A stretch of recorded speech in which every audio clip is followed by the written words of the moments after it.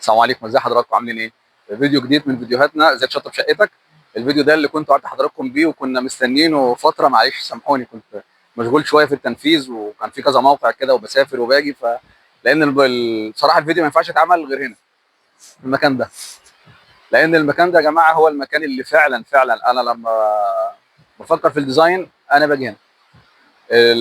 عنوان الفيديو زي ما حضراتكم شفتوا، التصميم او الانتيريور ديزاين هو باختصار علم استغلال المساحات بطريقه مناسبه للعميل، بمعنى ان انا كل مكان ازاي الاستفاده منه والاستخدام منه الاستخدام الامثل اللي يفيد العميل وفي نفس الوقت يكون مريح وهو بيستخدمه، سواء حمام سواء مطبخ سواء ماستر بيدروم سواء ليفنج روم، اي حاجه، او حتى لو محل او اي شيء تاني.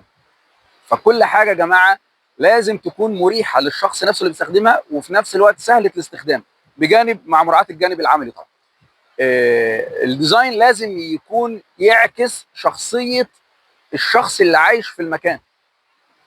يعني يا جماعه ما ينفعش مثلا زي ما بنشوف كتير جدا، وللاسف اكثر من 90% بدون مبالغه من الناس تعمل الغلطه دي، زي داخل على بنترست وجايب صوره من هنا وصوره من هنا وجايب صوره مش عارف من جروب ايه ويروح يعمل مش عارف ايه، وفجاه عايز كل ده مضربه في الخلاط وعايز شهادته تطلع كويسه. بالعكس طبعا، للاسف يا جماعه الموضوع ده ما بيبقاش احسن حاجه، لان انت جايب تصميم شقه تانية مش بتاعتك، شخصيه حد تاني مش شخصيتك. يعني احنا دايما لما بنقول كل واحد فينا عجباه دماغه هو، طب اشمعنى في الديزاين عايز تمشي بدماغ غيرك؟ الديزاين الناجح يا جماعه هو اللي بيعكس شخصيه حضرتك، عشان لما حضرتك ترجع البيت بعد يوم شاق وتعب وشغل تحس انك بتكمل جزء منك، الموضوع بيبقى زي البازل بينك وبين البيت، يكون مكان مريح لحضرتك مريح لاعصابك، ازاي تقدر تستجم فيه صحيح بطريقه صحيحه. انما الغلط الاقي مثلا ايه، واحد جايب صوره من هنا يقول ده اصل الاجانب بيعملوا كذا. يا جماعه الاجانب والله، يعني انا الحمد لله في جروبس كتير جدا، مش مصريين ولا عرب، امريكا وانجلترا، وفي ناس معايا من كندا جروبس.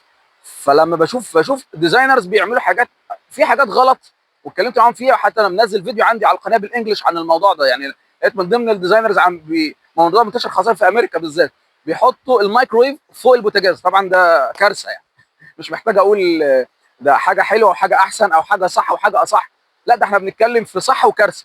مفيش حاجه اسمها طبعا ميكرويف فوق البوتاجاز. وللاسف ساعات بلاقي الحاجات الغلط دي ناس جايباها لي، يا باشمهندس احنا عجبنا الموضوع ده عايزين نعمله. يا جماعه غلط. يعني مثلا من ضمن الاخطاء مره شفت يعني حاجه والله غريبه جدا، يعني المفروض حوض الحمام يكون على ليفل 85 سم من الارض، فواحد حاطط غساله في الديزاين وحاطط الكاونتر توب بتاعتها ومكمله ستريت مع الحوض، وجايب الحوض الباول اللي بيتحط فوق الكاونتر توب. فطبعا ده غلط بنسبه مليون في الميه. الغساله يا جماعه الارتفاع من 85 ل 87 88، فليفل الكاونتر توب بيكون 90 سم من الارض. احنا بنقول الحوض الليفل بتاعه 85، طيب لما انت دلوقتي الكاونتر توب بتاع اللي فوق الغساله 90 هيكمل ولسه كمان هتحط فوق باول وعايز تقول ان ده ديزاين صح؟ لا طبعا يا جماعه، احنا ما بنيجي ننفذ حاجه زي كده لازم يكون في ستيب كده معانا. لان لو احنا هنقول سي مثلا الدبس بتاع الباول دي او الحوض اللي فوق الرخامه 15 سم، يبقى انا لازم اخلي الكاونتر توب اللي تحته بتاعت الرخام على ليفل 70 سم، يعني في ستيب 20 سم. ده الشغل الصح او الديزاين الصح عشان يتنفذ. فانت ما تجيبش صوره من واحد عامل شغل غلط وتقول لي يا باشمهندس نفذ الكلام ده، والاقي العميل بقى بيجادل معايا يا باشمهندس حلو وعجباني. يا سيدي اقسم بالله غلط والله غلط. اللي محتاج يغسل ايده محتاج يعمل جامب عشان يغسل ايده وينزل تاني. لما تبقى 90 سم واحط كمان فوق 15 سم، يعني انت متخيل حضرتك 100 ليفل 105 حوض؟ مفيش الكلام ده طبعا يا جماعه. فنخلي بالنا يا جماعه، مش اي حاجه نجيبها نقلدها، مش اي حاجه بنشوفها صح. خلي دايما ليك شخصيتك المستقله. لذلك دايما بقول الديزاينر البروفيشنال هو اللي بيقعد مع حضرتك ميتنج، بيجي مع حضرتك يرفع مقاسات الشقه ويقعد مع حضرتك بعدها ميتنج يفهم من حضرتك حاجه مهمه جدا: عدد افراد الاسره، اتجاهات افكاركم، طبيعه شخصيتكم، احتياجاتكم الشخصيه سواء في المطبخ في الحمام في الليفنج ده هيفرق معاه. انا كمعطيات باخد الداتا دي كلها وباجي هنا على البحر اصفي ذهني بقى في الموبايل وابص للبحر واقعد بقى بذهن صافي خالص انا ازاي اتعامل في حاجه زي كده. الداتا دي ازاي تتحول ل 3 دي ديزاين، احط الكلام ده في دماغي، وبعد كده ارجع البيت افتح اللاب وابدا اعمل ال 3 دي موديلنج بتاعتي. انما اني اجيب صور من على النت، واحد اجنبي عامل كذا ومن بنترست كذا ومش عارف ايه، الكلام ده طبعا غلط مليون في المية.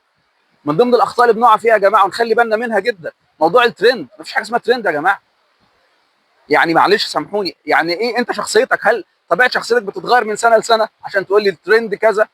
لا، الترند نيو كلاسيك. طب انا نيو كلاسيك، هل طبيعه شخص حضرتك نيو كلاسيك؟ يا جماعه نخلي بالنا، ربنا يحفظكم. بلاش الكلام اللي بنردده ده او اللي بنسمعه من حد ممكن يكون بيقول كلام مش مظبوط.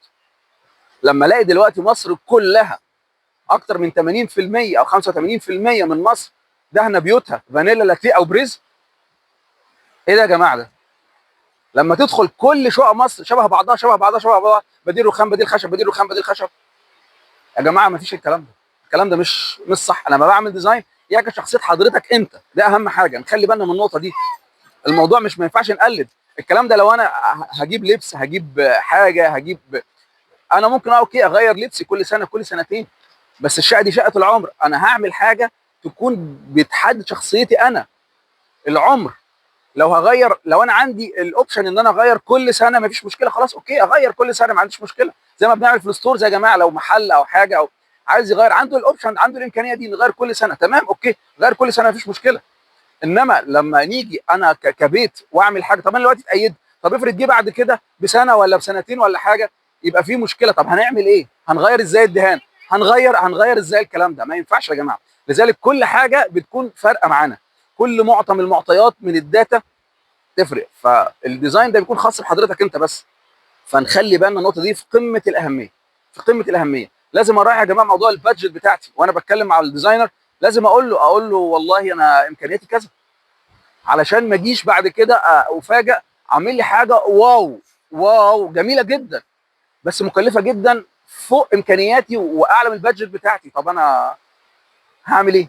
هقول له شكرا يا باشمهندس، راي حضرتك يحترم ويترك، مش هنفذه. والاصل ان قمه نجاح المهندس او قمه متعتي انا شخصيا لما بعمل ديزاين 3 دي وانفذه زي ما هو واشوفه على الواقع انا عايش جواه يبقى عامل ازاي. اخلي بالي يا جماعه مساحه شقتي كبيره ولا صغيره. ما اجيبش حاجه صور زي ما بنقول وعايز انفذ. ما اقولش بقى انا اجيب صوره بنت خالتي عامله كذا وابن عمي عامل كذا ما فيش الكلام ده يا جماعه، ما فيش الكلام ده.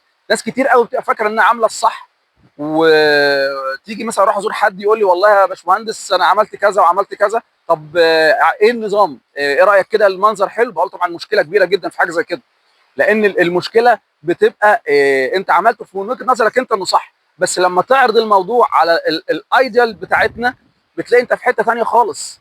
انت في حته ثانيه خالص. الشغل البروفيشنال بيكون حاجه وانت عامل حاجه ثانيه. جايز انت شايفها حلوه لانك ما شفتش الاحلى.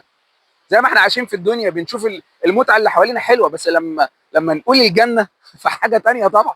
طبعا ما فيش تشبيه، انا بس بقول الفرق في الكلام. الواحد بياكل حرنكش وفاكر ان احلى فاكهه في الدنيا الحرنكش، بس لانه ما دقش المانجا.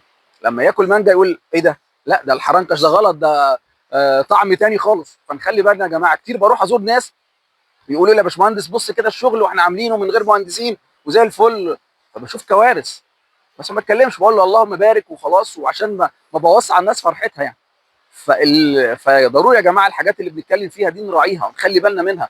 اختار الديزاينر زي ما هعمل ان شاء الله فيديو ازاي اختار الديزاينر الصح ما بين ثلاث انواع من الديزاينرز. واحد بيكون عارف سوفت وير بس مش مهندس، واحد مهندس وعنده سوفت وير بس بينفذ، والنوع الثالث المهندس اللي بينفذ وعارف سوفت وير 3 دي موديلنج. فنختار مين فيهم هيكون في الفيديو الجاي ان شاء الله. يا ريت يا جماعه الفيديو مهم فعلا وفيه معلومات مهمه، نشيره مع كل الناس، مع حبايبك مع اصحابك على صفحتك على الاكونت بتاعك، عشان الناس تشوف النقط الفنيه المهمه عشان ما نقعش في الاخطاء دي ان شاء الله واحنا بنعمل شويه. يا ريت لو الموضوع يكون اعرف الكومنتس بتاعتكم لو عايزين حاجه معينه، لو عايزين فيديو معين في حاجه هعرف. ولو الفيديو عجب حضراتكم اعملوا لايك عشان اعرف كميه التفاعل حلو ولا وحش ولا. ولو عايزين تتابعوا معايا دايما اعملوا سبسكرايب للقناه ونكون مع بعض ان شاء الله على قناه اليوتيوب او على صفحه الفيسبوك، وان شاء الله معادنا مع فيديو جديد مع بعض. ازيك شاطر شايف. السلام عليكم.